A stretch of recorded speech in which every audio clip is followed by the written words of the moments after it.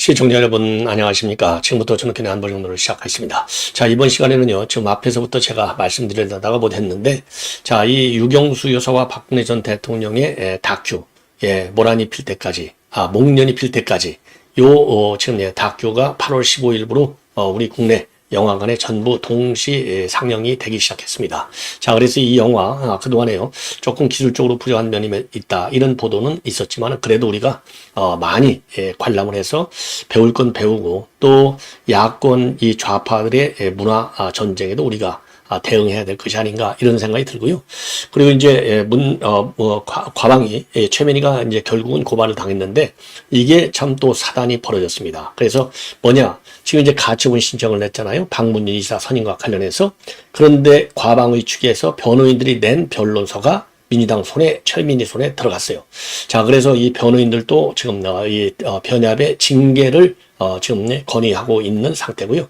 그 김태규 부위원장도 여기에 대해서 강력히 반발하는 입장문을 내놨고, 그리고 MBC 노조도 적극적으로 반발하고 있습니다. 그래서 본인인 김태규 부위원장, MBC 노조, 그리고 변호인 삼각 이 편대의 최민희에 대한 반격이 시작됐다, 이런 말씀을 드리고 싶고요. 지금 이제 전직 예비역 장성들이 되겠죠. 이분들이 저에게 많은 문자 메시지를 많이 보내왔어요. 지금 이종찬의 이런 뭐라 그럴까요? 이 망은 이런 거에 대해서 울분을 참을 수 없다, 그러면서 요것 좀 꼭 좀 방송을 해주셨으면 좋겠다. 이게 저한테 그냥 장문의 문자가 왔는데요. 아주 구구절절히 옳은 얘기입니다. 한마디로 인해서 누구의 사주를 받은 것이냐. 그리고 이러한 이 건국 이 논쟁이라고 하는 것은 국제법적으로 보더라도, 왜냐하면 우리가 유엔의 총선거를 통해서 대한민국의 합법적인 정부가 수립이 되고 유엔이 그걸 선포했어요. 요게 전부 48년도 이후의 일이 되겠습니다. 그래서 이것만 보더라도 국제법적 국가로서의 정당성, 합법성을 인정받은 게 바로 유엔의 결의 조치가 아니겠습니까?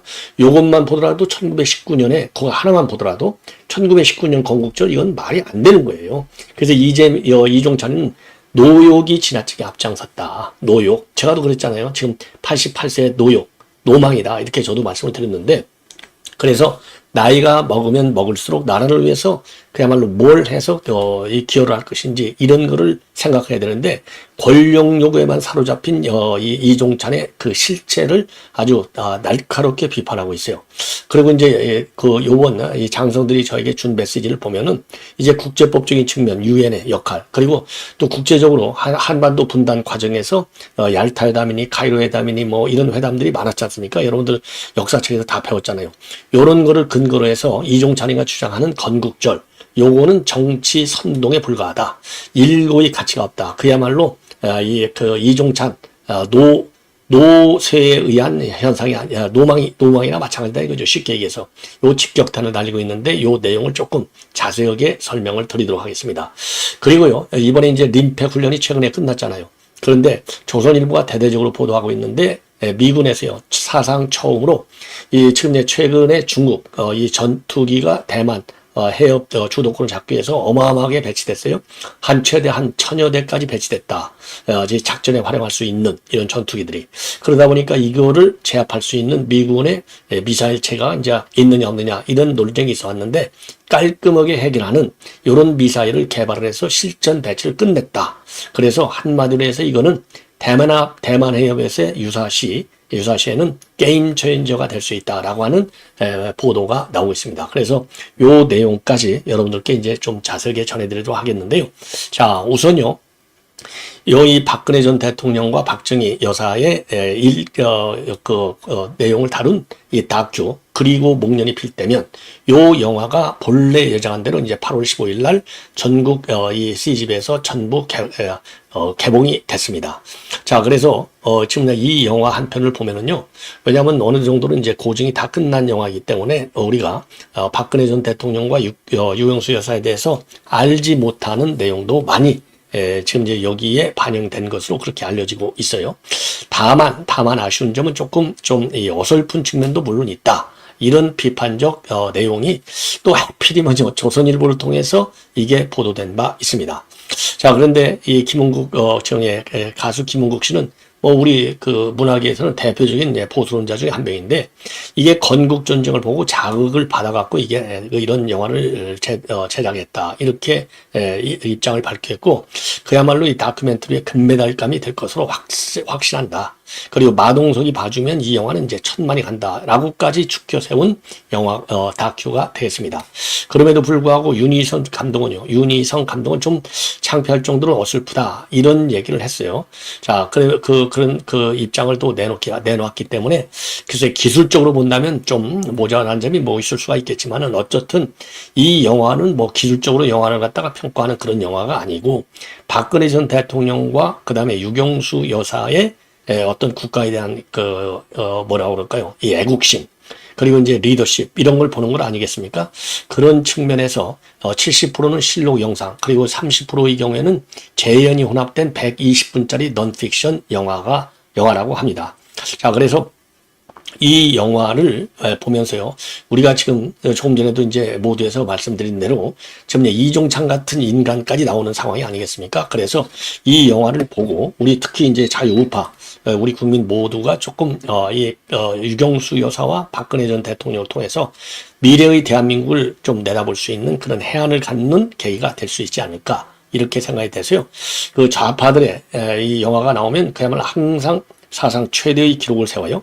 우리가 이 영화를 통해서 기록을 좀 세우자, 기록을 깨자, 이런 말씀을 드리고 싶고, 그리고 이번에는 이제 부정선거와 관련해서 지금 여러분들 잘 아시다시피 저도 이 부정선거는 가능한 빠지지 않고 다 보도해드리고 있는데요. 최근에 이 부정선거와 관련해서, 그러니까 이제 전산 조작에 의한 부정선거다, 이거 대수의 법칙까지 동원을 해서 부정선거 의혹을 집중적으로 제기하고 계신 분이 육사를 나온 장지연 박사예요. 그래서 최근에 이건 이제 고발 조치를 했는데, 그 고발 조치에서 그동안에요, 고발인과 그다음에 이제 당사자들, 피고발인, 이런 사람들에 대한 조사를 경찰에서 다 마무리를 했는데요. 자, 경찰 조사 결과 중앙선관위 선거정보 1계장 김모 씨는 협의가 없다, 5명을 고발했거든요. 그리고 나머지 4명은 각하로 불송치 결정을 내렸다고 합니다. 한마디로 얘기해서 증거가 부족하다는 것입니다. 자, 그래서 즉각적으로요, 요게 이제 장지연 박사도 고발을 했고, 그리고 이제 이 부방의 측 인사도 법무사 한 사람도 이거를 고발했어요. 그래서 즉각적인 고발 당사자인 김 법무사 역시 과천경찰서의 이 결정은 납득할 수가 없다. 그래서 19일이니까 이제 내일이 되겠습니다. 이의 신청할 예정이라고 밝혔습니다. 자, 그래서 그동안에 이제 고발장 내용을 보면은요, 요 중앙선관위 소속 직원 5명이 부정선거 치르기 위해서 전산 조작을 했다, 이 혐의거든요. 그래서 경찰은요, 지난 6월 10일 날 고발을 하니까 25일 날 장지연 박사를 불러서 고발인 신문조사를 했고, 그리고 지난 7월 12일 날엔 이 중앙선거위원회 이 관료들을 불러서 조사를 했어요.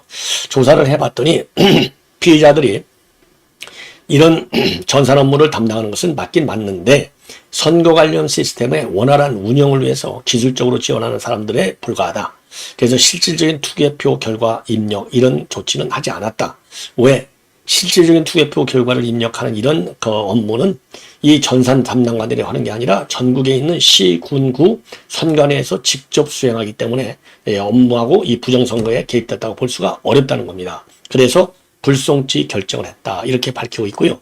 그리고 장지연 박사가 주장하는 대수의 법칙을 적용하는 거, 이거는 사전투표는 그 자체가 모집단에 해당되기 때문에 대수의 법칙이라고 하는 것은 사전투표와 본투표 결과에 적용하는 거, 이거가 맞지 않다. 따라서 사전투표하고 본투표의 결과 차이가 크다는 이유만으로 이거 전산 조작에 의한 부정선거라고 볼 수는 없다, 이렇게 결론을 내렸다고 합니다.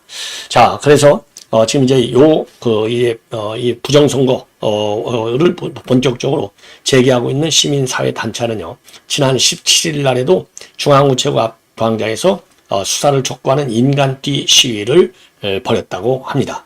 자, 그래서 이제 이 행정민원을 제기하게 되는데요, 이제 계속해서 이것도 저도 추적해서 그 결과를 여러분들께 제가 말씀을 드리도록 하겠습니다. 상당히 좀 안타까운데요, 치밀한 법적 대응이 필요한 상황이 아닌가, 이렇게 판단이 됩니다. 자, 이번에는요, 그러니까 예비역 장군들이 되겠습니다. 이분들이 이종찬이 때문에 열받아가지고 잠이 안 온다는 겁니다. 더군다나 이게 폭염 속에서. 자, 그래서 저에게 여러 개의 그 카톡 메시지를 보내왔어요. 정말 이 전직 장군들 이 대수장도 있고 그런데 이 별도로 이제 입장을 보내온 겁니다. 도저히 참을 수가 없다는 겁니다. 그러니까 지금 이종찬이가 주장하는 것 자체도 팩트에도 맞지 않을 뿐만 아니라 그러니까 이제 독립관장 임명과 관련해서 뉴라이트니 어쩌니 저쩌니 해가지고 지금 취소하라 여기서부터 시작됐잖아요. 이러한 주장과 관련된 팩트 자체가 사실이 아니다. 그래서 이렇게 이제 선동을 하고 있는데 요거 그냥 둬서는 안 되겠다. 반드시 법적 조치를 해서 이종찬이가 광복회장에서 자리를 떠나도록 해야 될 것이 아니냐. 그러면서요 국제법적 근거인 유엔 총회의 결의서 그리고 이제 그 2차 대전 이 종전과 관련한 국제회의 여기에서의 논의 과정을 근거로 제시하고 있어요. 이걸 보면 48년도 8.15를 우리가 건국절로 보는 것이 합당하다. 합법적이고 합당하고 논리적이고 정당한 것이다. 이런 취지의 결론을 내리고 있습니다. 자, 그래서 이 내용을 보면은요, 도대체 이런 문제를 제기하는 것과 관련해서 이거는 노욕의 불장난이다. 이종찬의 불장난은 시기와 명분과 주제가 모두 틀렸다. 이성을 잃은 복리가 아니면 엉뚱한 음모가 있는 것 같다. 그러면서 이제 시작을 하고 있습니다. 한마디로 해서 이종찬의 분노에 의한 망동은 대의 명분에도 맞지도 않고 절차에도 반한다. 끝도 없는 정치적 목적 달성을 위한 친일 논쟁은 저질스럽기 한이 없다. 그러면서 역사 문제를 이번 인사 문제에 끌어들인 이종찬의 행동은 좌파적인 포퓰리즘의 전형이다. 철없는 아이도 아니고 삼복염전하에 웬 불장난이냐. 생각할수록 이종찬의 망동이 말이죠. 이종찬의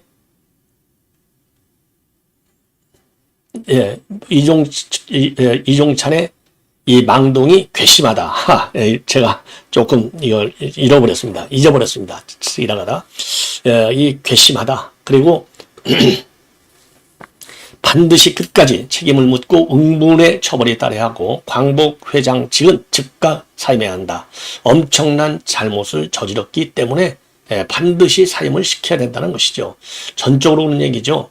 그래서 요 사건이야말로 양비론적으로 해서 대충 넘어가서는 안 될 일이라는 겁니다. 그리고 이종찬이가 쏘아올린 이 소동 정당화되려면 주장이 진실하는데 전혀 주장이 사실과 다르다는 겁니다. 김영석은 뉴라이트다. 뉴라이트는 친일 세력이다. 김영석의 독립기념관장 임명은 김구를 테러리스트화하려는 음모 시작이고 건국절을 결정하려는 음모다. 이게 하나도 맞지 않다는 겁니다. 사실과 진실이 전혀 여기에는 배제되어 있다는 거예요. 그래서 근거 없는 거짓말로 자신의 망동에 대한 정당성을 구하려는 해괴한 언어의 폭력이고 국민을 편가르는 쐐기 있기 때문에 광복회의 존재에 대한 회의감에까지 불을 붙였다. 자, 그러면서요, 이번에 이제 대한체육회장이 이제, 선수산 해단식을 취소해버렸잖아요.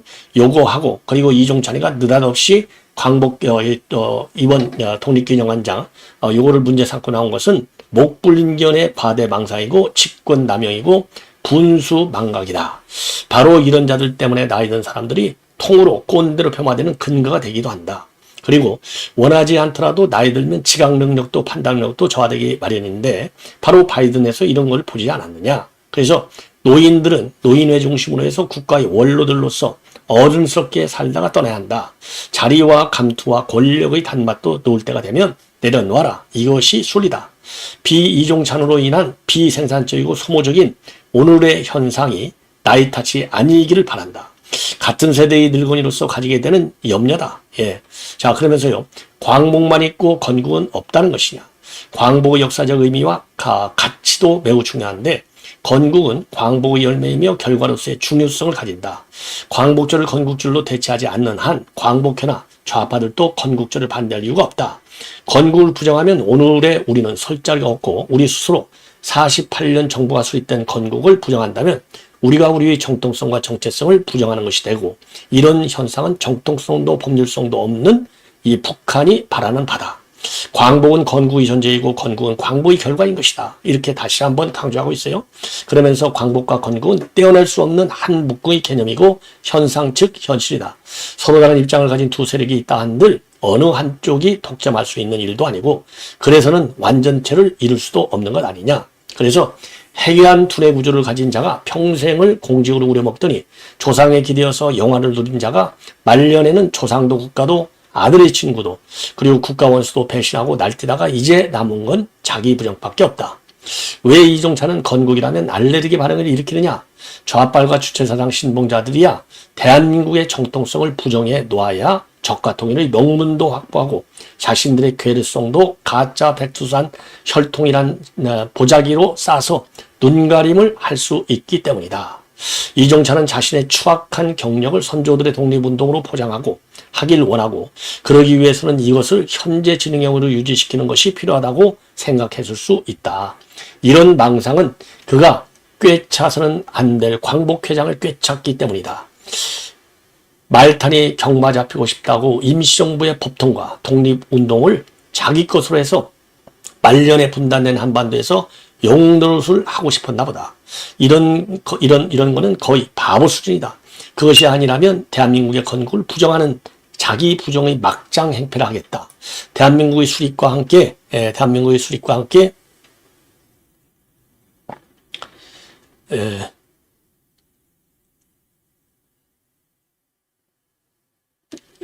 죄송합니다. 대한민국의 수립과 함께 이종찬이의 유일한 버팀목이 임정과 독립운동은 완료된 과거사가 되기 때문에 흘러간 물이 물레방아를 돌릴 수 없는 것과 같이 힘이 빠지기 때문이다. 이자는 독립운동가의 후손으로서 명예와 예우와 금전적 보상으로는 만족하지 못하고 권력을 향유하는 자이고 권력을 원하는 자이고 죽음이 눈앞에 와 있는 자로서 사후 민족 지도자 자세로 장례를 사회장 정도로 꿈꾸고 있는 건 아닌지 이런 망동이 그런 엉뚱한 디자인에 의한 일탈은 아니었나 싶다. 그것도 만약 아니라면 대한민국을 침몰시키고 적화 통일 기반을 만들기 위한 일련의 음모는 아닌지. 자, 그래서 대한민국의 부정으로 국가정통성과 정체성을 훼손했고 두 번째로는 국룰 분열로 남한의 적화혁명 역량을 제고시켰고 세 번째로는 국권 약화로 무정부 상태를 조성하고 네 번째로는 남북한 접시 협상을 노린 것인데 노태우 정부의 유엔 동시 가입으로 희석되긴 했어도 대한민국의 건국은 유엔 결의에 의해 성립되고 건국 후에는 유엔에 의한 승인으로 국제법적 정통성, 합법성을 가진 한반도 내의 유일한 합법정부인 것이다. 그래서 1950년 김일성이가 스탈린과 모태동의 지지와 지원 아래 남침 전쟁을 시작하자 대한민국 수립에 후견인인 유엔이 창설 이후 최초로 군대를 파견하여 이를 저지시킨 것이다. 세월이 지났다고 해서 권력이 움직였다고 해서 확고부동한 역사가 훼손되거나 왜곡될 수는 없는 것이다. 이렇게 입장을 내놓고 있습니다. 자, 그래서 이 정도로 아주 정리가 잘 됐어요. 그러면서 이제 중요한 것은요, 이제 역사적으로 그 당시 역사적으로 보면은요, 굉장히 중요한 게 그 당시에 이제 카이로선이 나왔고, 얄타 회담이 있었고, 그 다음에 포츠담 회담이 있었잖아요. 그리고 나서 마지막으로 미소 공동위원회가 열려요. 모스크바 3상 회의가 열리는데 요 일련의 과정을 보더라도 건국은 1919년이나 48년도가 맞다는 겁니다. 이 역사적인 이 회담, 국제회담으로 보더라도 카이로 선언이 43년도 11월에 있었는데 이때는 미국, 영국, 중국이 전후 한국의 독립을 보장하기로 했고요. 자, 그래서 이제 미영축 전후 처리 문제를 하고, 그 다음에 이제 얄타 회담이 45년도 2월에 있었는데 미영수 순회들이 전후 한반도의 신탁 통치 안을 제의했어요. 미국이 제의를 했죠. 미영수 순회 회담에서. 그리고 포츠담 회담이 그 이후인 45년 7월에 있었는데 미영수 3국 정상이 이제 카이로 선언을 확인하게 됩니다. 카이로 선언이라는 게 이제 앞에서 말씀을 드린 대로 지금 이제 이 전후 우리 이제 한반도 체제의 운명을 결정하는 것이죠. 그리고 나서 모스크바 3상회의가 45년도 12월에 열리는데 여기서 신탁 통치를 반영한 결정을 내립니다. 그래서 일본 패망 후에 한반도에서는 미소 양국에 의한 군정을 실시하고 미소 공동위원회를 개최해서 전승국들이 말하자면 종전 전후에 열린 회담 결과에 근거한 이 분단이 되는 겁니다. 자, 그래서요, 이제 유엔으로 이제 넘어가요. 이런 그 일련의 국제회담을 통해서 유엔으로 넘어가가지고 결국은 유엔에서 한반도 통일 문제를 다루게 됩니다. 47년 9월에 넘어갑니다. 그래서 유엔 한국 임시위원단이 설립이 되고 쭉 해가지고 그 최종적으로 말이죠. 이제 총선거가 이제 실되지 않습니까? 48년도 5월 10일 날. 그래서 48년도 8월 12일 날 대한민국이 건국이 되고 북한에서는 북한 정권이 수립이 되는 거예요. 48년 9월 9일 날. 그래서 북한은 이제 건국절이라고 하지 않습니까? 그래서 이렇게 이제 수립된 한국 정부를 갖다가 유엔에서는 48년도 12월 12일 날 파리 유엔 총회에서 결의를 해서 통과를 시킵니다. 그리고 나서 그 다음에 49년도 10월 21일 날 유엔이요, 대한민국이 합법적으로 건국된 정부임을 처음으로 선언을 하는 겁니다. 그래서 유엔에 의해서 승인된 것은요, 49년도 10월 21일 날이 되는 겁니다. 자, 이렇게 해서 이제 말하자면 유엔에 의해서 공식적으로 대한민국의 지위가 확정이 되는 것이죠. 자, 요것만 보더라도 1919년대 건국, 이건 말이 안 되는 것입니다. 자, 그리고 말이죠. 해방 후에 독립했던 세력들이 잘했으면 우리나라는 분단도 되지 않고 내전도 치르지 않고서 통일된 독립국가를 건설할 수 있었다. 이렇게 이제 전직 장군들이 주장을 하고 있어요. 자, 그러면서 이런 점은 독립운동은 감사하지만은 해방 공간에서의 좌우 대립은 반성하고 일정 부분 책임을 묻게 할 것이 아니냐. 우리와 비슷한 처지가 오스트리아였는데 우리는 일본에 병합되듯이 오스트리아도 독일에 병합되었는데 2차 대전 후에 동일과 함께 분할 통치 대상이 됐다. 그런데 독일은 이제 분할이 돼갖고 동서독으로 나눠졌고 그러다가 이제 92년도에 까지 분단되어 있었잖아요. 그러다가 이제 베를린 장벽이 무너지면서 통일이 됐고 오스트리아의 경우에는요, 아주 지도자들이 그 내분 없이 잘 단결함으로써 53년대 영세 중립국으로 통일된 독립국가를 만들었는데 우리 대한민국은 일본은 독일 같은 경우는 이제 분할됐는데 일본은 분할되지도 않고 거꾸로 한국만 분할됐는데 이때 그러니까 이제 45년도 광복 이후에 건국되는 과정에서 말하자면 이제 이 독립운동자들 그리고 그 당시 지도층들이 분열되는 바람에 대한민국이 분열의 아픔을 맞게 된 것이 아니냐. 참 이렇게 지금 보고 있어요. 지극히 옳은 그 역사적인 하나의 현실이 아닌가. 자, 이렇게 보여집니다. 자, 그래서 말이죠. 이런 그 아픔을 지금 이제 달래야 되는데 이 이종찬이라고 하는 인간이 지 개인적인 그 사육 차원에서 지금 이번에 이제 건국절 문제를 또 들고 나왔다는 겁니다. 그래서 오늘날의 이런 이 분열, 그 당시에 이런 분열과 대립이 오늘날 이 분리에도 대한민국의 분할을 그러니까 남북 분단에도 큰 이 원인이 있다는 것이 되겠습니다. 자, 그래서 이제 이종찬이가 지금 이렇게 본인의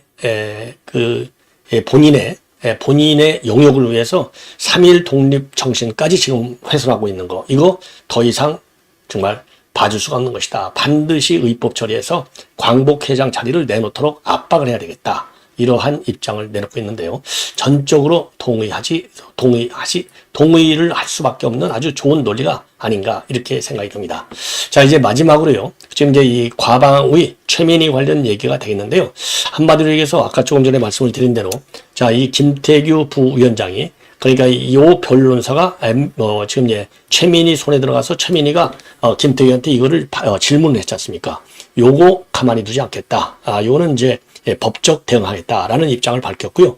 그리고 이제 변호인단도 요것이 이제 본래 변호인들만 이제 볼 수 있게 돼 있는데 요게 정치권으로 넘어간 거잖아요. 그러면 여러분들 지금 이제 잘 아시다시피 이재명 재판에서 현근택 변호사가 그 김성태, 이화영 요 내용을 돌렸어요. 자, 그래서 요거 현근택 사건, 그래서 이화영 재판에서 이제 한 것인데 이화영 재판에서 그 재판부에 제출한 자료가 무단으로 방출돼서 이재명 손에 들어갔습니다. 요거하고 똑같은 것이 아니냐. 그래서 요거를 위반할 경우에는 1년 이하의 징역이나 500만 원 이하의 벌금에 처해져 있는데 요거 말이죠. 반드시 법적 처벌을 받도록 해야 되겠다. 이런 입장을 지금 내놓고 있고요. MBC 3노조도 이런 의견서 유출과 관련해서는 남부지검에 최민희를 갖다가 업무 방해로 고발 조치했습니다. 그래서 이제 최민희의 운명도 다해가는 것이 아닌가. 이렇게 생각이 듭니다. 자, 시청자 여러분, 이렇게 해서 본 방송은 마치도록 하겠습니다. 여러분들 대단히 고맙습니다.